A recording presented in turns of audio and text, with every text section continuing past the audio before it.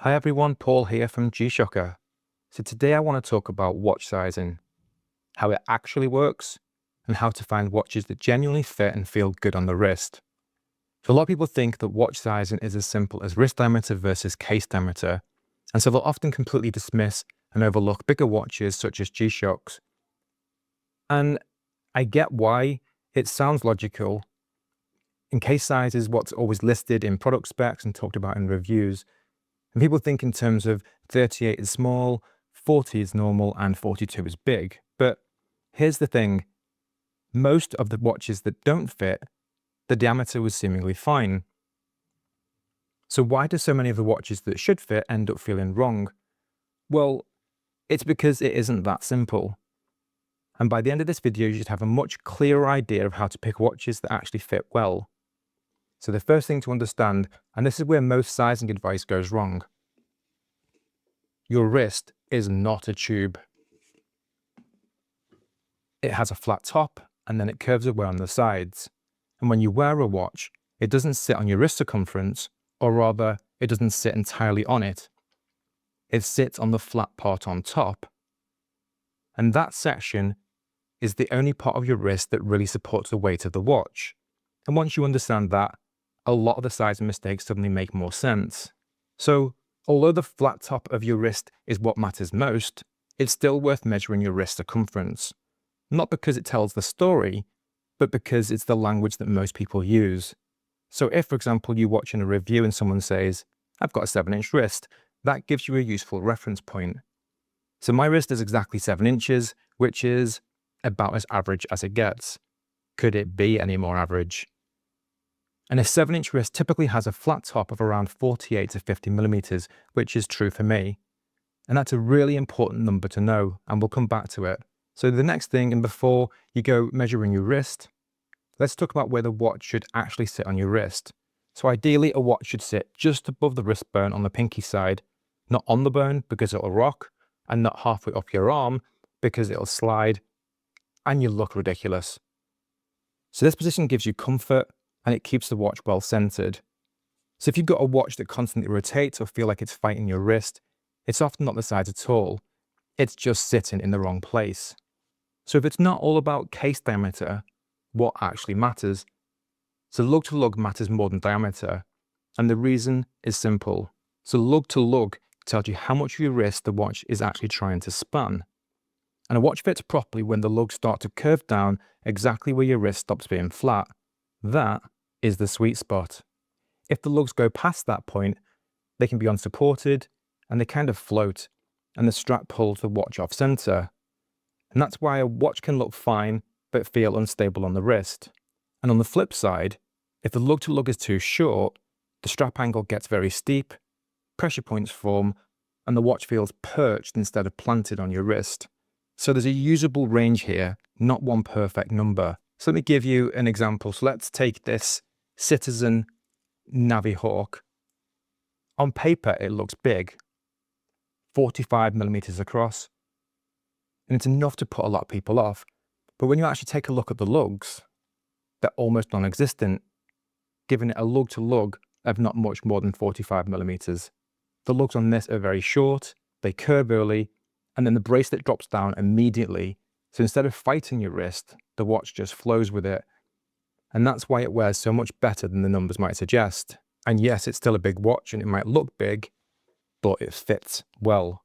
So curved lugs matter more than a lot of people think. Short, curved lugs pull the watch down onto your wrist, whereas long, flat lugs push the watch out and away. So two watches can have the same lug-to-lug measurement, yet wear completely differently, just because of how early the lugs start to curve. And that's why some larger watches can feel comfortable, and some smaller ones don't. Geometry beats specs every time. Now, let's talk about first link articulation. Sounds posh. So when I say first link articulation, I'm talking about the very first bracelet link connected to the case. So good articulation, the bracelet drops down immediately and allows it to flow your wrist naturally. With poor articulation, the bracelet sticks out and pulls against the case.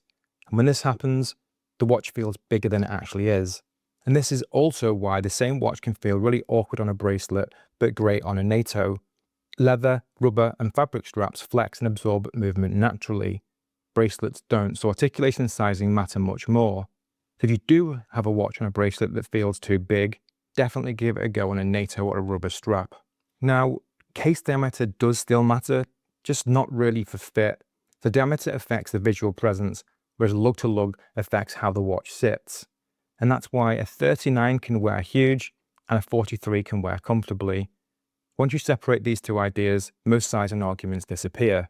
So one more thing worth separating is how big a watch looks versus how it fits. Dial size and bezel size change perceived size massively.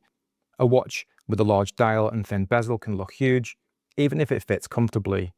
And a watch with a thick bezel and smaller dial can look compact, even at the same diameter.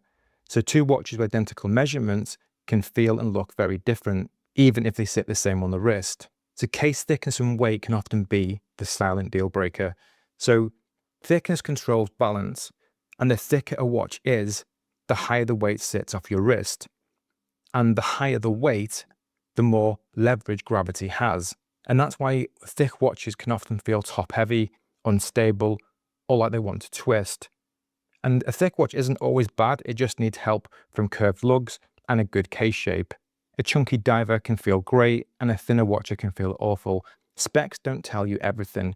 Ultimately, your wrist does. And remember, weight amplifies everything. So a heavier watch is, the more its thickness to lug shape matter. A heavy watch sitting high off the wrist creates leverage, which is why fit issues feel worse. Light watches get away with bad geometry, and heavy ones just don't. And weight can turn a minor fit issue into something you feel constantly. Now, there are of course lots of exceptions to all of this. Some watches, for example, can look far too small on paper, but wear beautifully on the wrist. A great example is something like this Casio A163. So on a 7-inch wrist, it's tiny by the numbers, yet it just works. And the reason's quite simple. So these watches don't really have any lugs, and the lugs aren't trying to span the wrist at all. And the bracelet articulates immediately. They're extremely light, and they sit very low. So there's almost no leverage, no torque, and nothing fighting your wrist. These outliers don't mean the guidelines are wrong. They work because they avoid the problems that the guidelines are designed to prevent.